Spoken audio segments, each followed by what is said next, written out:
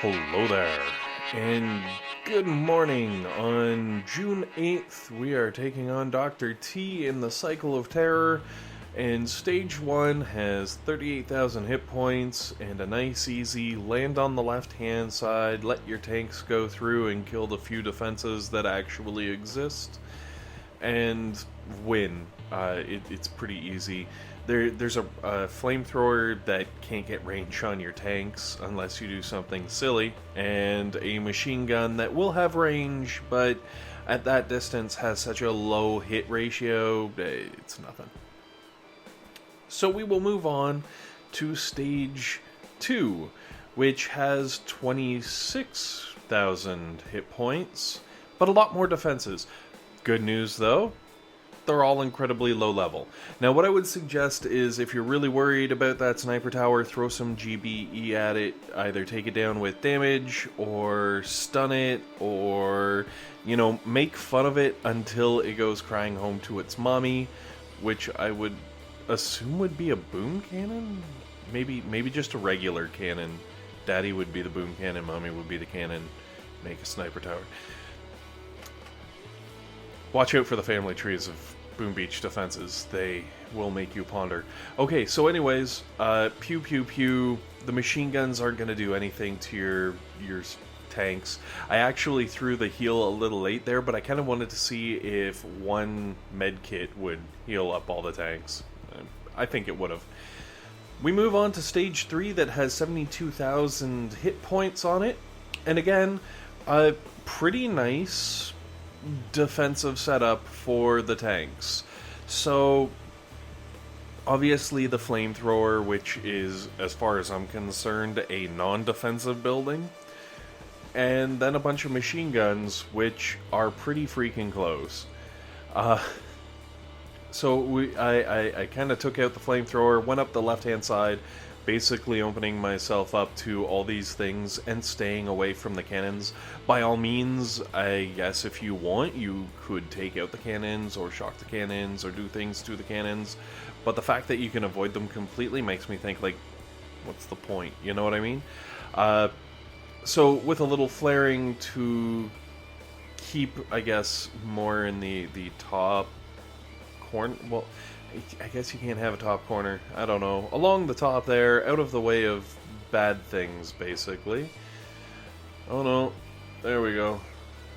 I don't even need to worry about it. Ha! And that is Stage 3 down.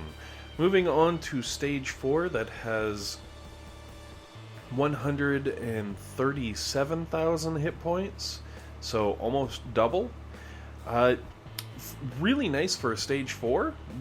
There aren't any boom cannons or shock launchers, which normally they start kicking in around here, and it's, it's nice. I'm not going to complain, like, hey. So again, went with a left-hand side land. I landed on the left side of the beach. Oh, the English failed me right there. Alright, what you might have to do is on the beach, just to cover your as medics or whatever troops are landing on the far right, you may have to drop a couple of smokes because there are a bunch of defenses that could basically just weaken your army enough that it's not cool. Now, I threw some GBE at these cannons because basically there's nothing else to throw GBE at, but by all means, if you don't have it available, you might just have to accept the extra losses, but you should be able to take out the cannons and everything without throwing stuns or, in my case, GBE, just to weaken them up a little. But, it's totally what you have available to you and what you feel comfortable doing. So, this time I'm actually flaring up and getting out of the way of the rocket launcher and then just taking down the machine gun because that's kind of what I do. It's sort of my thing. And then dropping a buttload of GBE on the HQ. But basically from here you've got one machine gun that can barely hurt you. You should have no problems coasting through to getting some fat loot. If you really, really feel like it, you could flare onto that machine gun, let your tanks finish it off, and then flare back onto the HQ, but honestly, I don't know if there's really even any point. Alrighty, this will bring us to stage 4? No, 5? 5. Stage 5. 245,000-ish hit points on that HQ, and on the boom cannon that I'm blowing up currently, give or take 11,000 hit points, maybe 12. It depends on how you round, I guess. So I landed mid actually for this, but if you're landing a full complement of crafts, you probably want to lean a little more towards the left-hand side than the right. On the right, there's some cannons and sniper towers and things like that that could actually start slowing you down. So I'd suggest landing more to the left and smoking down at the bottom there on the right, so that your troops could basically get away from the sniper towers and all the silliness and whatnot. And then I kind of let them roam forward to gather up some GBE, and then realized, you know, they're getting really badly hurt, so I flared them back down so that my medics would have time to heal them up while they're slowly working their way through. And I started tossing some GBE at the defenses in the back there.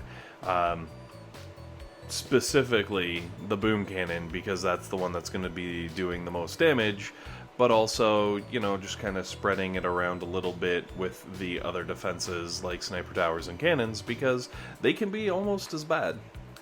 Anyways, I threw a shock, takes out the entire block of defenses on the left hand side, which is fantastic, and just kind of let my tanks roll through.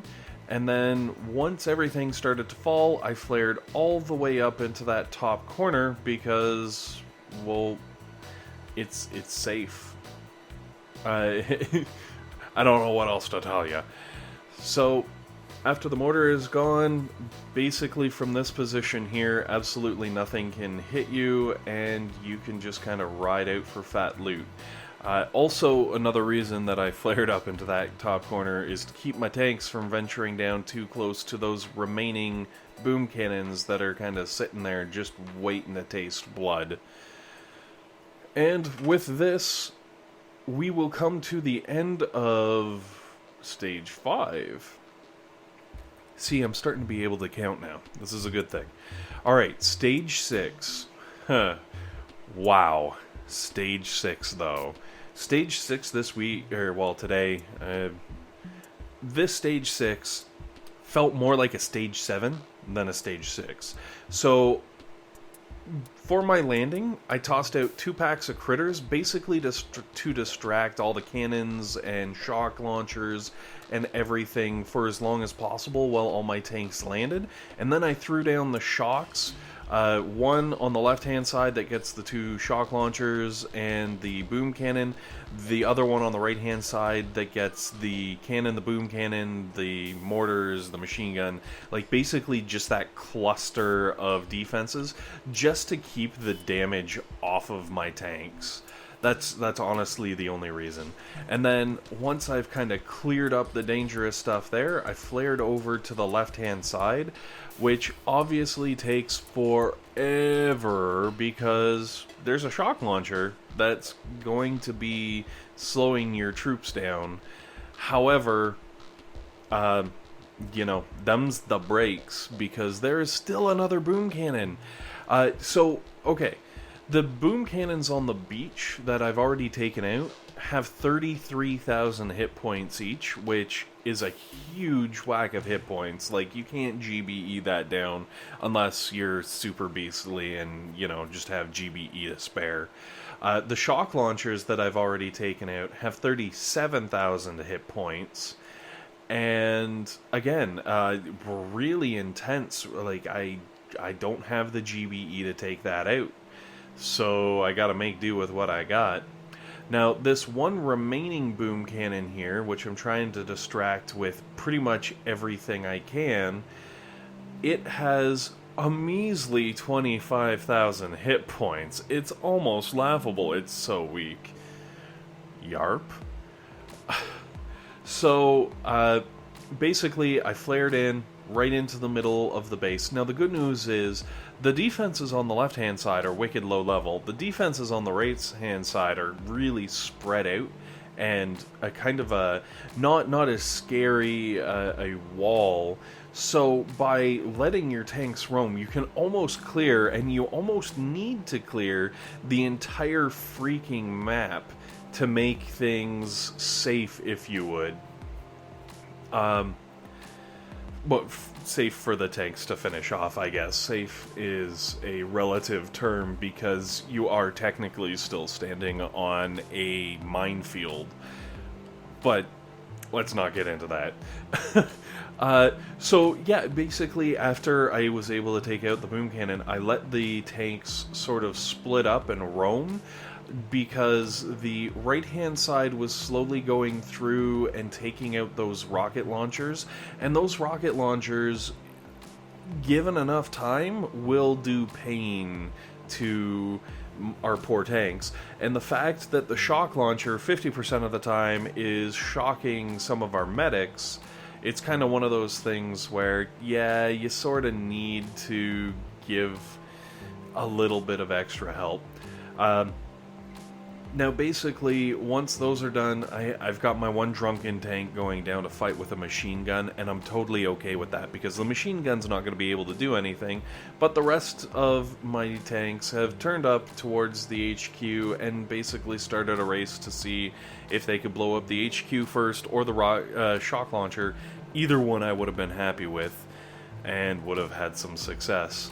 Which brings us to Stage 7, which has 440,000 hit points on that base, and the shock launcher has 32,000, the boom cannon has 36,000, but honestly I don't care, because I ended up going with the warriors for this attack, because my goodness, it's like the perfect storm for a tank user. It's pretty deadly with the placing of the boom cannons and the shock launchers. And honestly, with one artillery to take out like the little mine cluster, it's a wicked easy path for the warriors to get right up in there. And here might be where my inexperience with the warriors stands out. I forgot to shock one of the shock launchers, and I also forgot to throw a heal on my guys, I guess, you know, along the one edge. The good news is, slowly but surely, they were able to pound away, and I was worried here, but at the very last second, well, almost the last second, the Three Stooges end up winning it for me. Anyways, hopefully this has been helpful. Thank you very much for watching, and have yourselves a fantastic day.